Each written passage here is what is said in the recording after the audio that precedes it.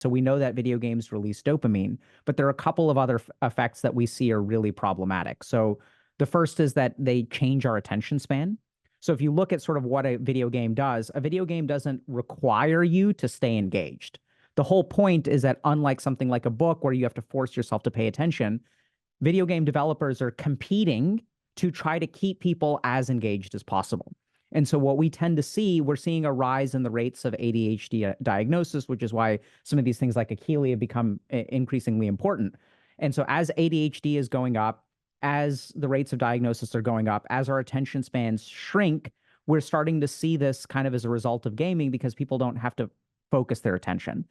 The second thing that we tend to see a lot of, in addition to the dopaminergic stuff, is actually emotional circuitry.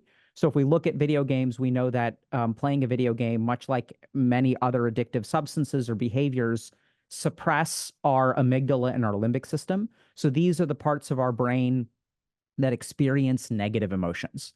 And so what we kind of see with unhealthy gaming is a cycle of, let's say I'm being bullied at school, let's say I'm not doing great in my classes.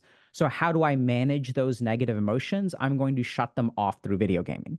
And then this creates a vicious cycle because if we really look at the evolutionary purpose of negative emotions are powerful motivators for corrective behavior.